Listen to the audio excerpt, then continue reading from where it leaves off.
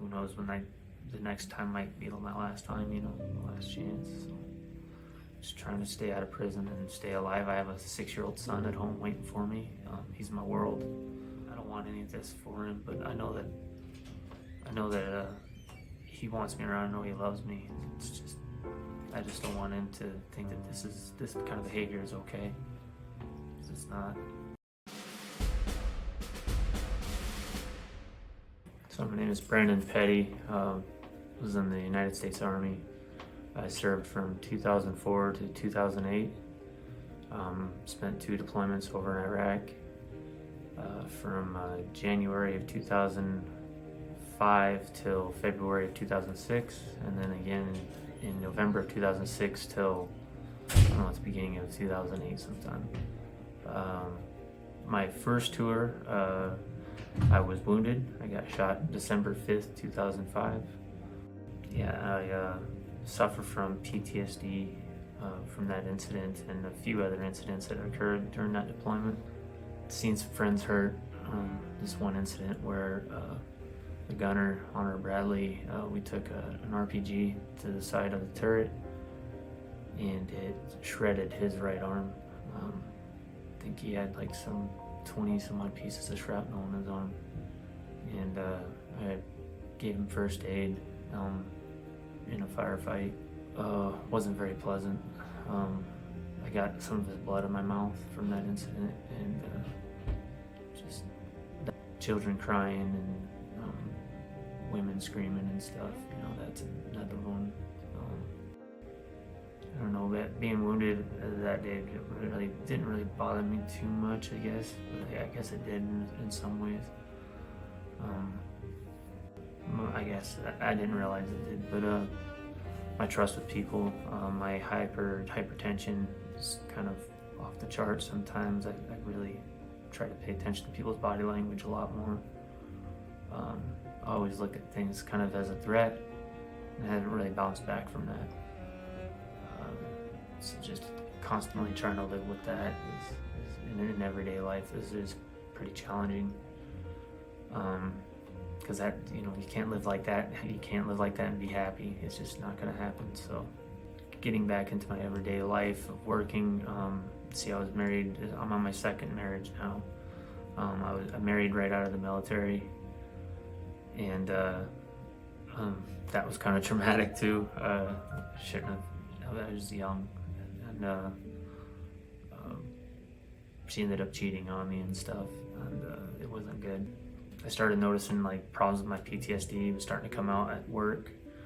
It even come out in like, you know, Walmart parking lot or whatever. Somebody said something to my wife, and I chased him down. Like I was headed down a bad road, and it just kept getting worse and worse. I was getting into trouble more, getting into bar fights, and not going down a good path.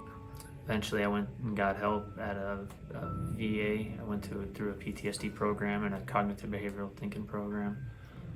Got done with that. Life was good for a little bit. I moved away from the city and moved out to the country where I'm originally from, up in North Idaho. I kind of have to get away from people, but eventually it just catch up with me, and I start doing the same thing. Start having problems at work. I had a tough time holding down a job. Tried to get out and get help, but it's with the VA. It's just dealing with the VA is really tough. I hate being on hold for an ungodly amount of time, it seems like, and so I wasn't getting help.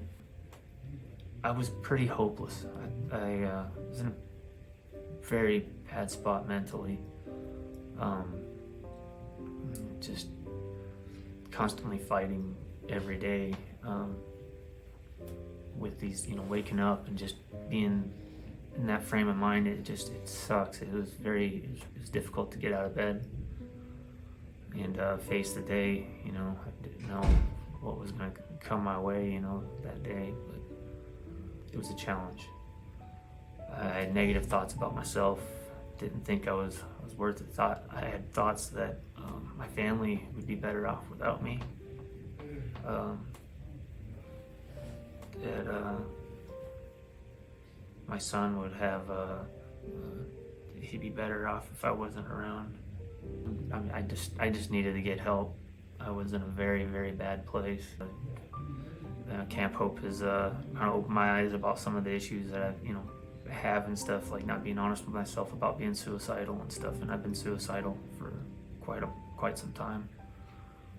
Homicidal thoughts and stuff, and I just wasn't being honest because I didn't want people to look at me like I'm a monster, because I'm a pretty nice dude to a certain point, and then eventually life kind of boils over and I get in trouble. Who knows when the next time might be my last time, the last chance. So just trying to stay out of prison and stay alive. I have a 6-year-old son at home waiting for me. He's my world. I don't want any of this for him, but I know that he wants me around. I know he loves me. I just don't want him to think that this kind of behavior is okay. It's not. If you want to live a happy life, you can't do those things. And for whatever reason, I can't. And that when I'm in that mindset, that mind frame, I can't. I don't think about those things. I don't know what it was, but I was pretty well numb to a lot of things. I was using marijuana to try to get through my day. I was going home at lunch to smoke pot and stuff just so I could deal with people and function. And it didn't really work. It caught up with me eventually. The anxiety just got to be too much. And yeah, just not dealing with my problems, not dealing with it, not being honest with myself about the problems, that they are real. That's been a big thing, is just being honest with myself that I'm not okay. When I had a suicide attempt,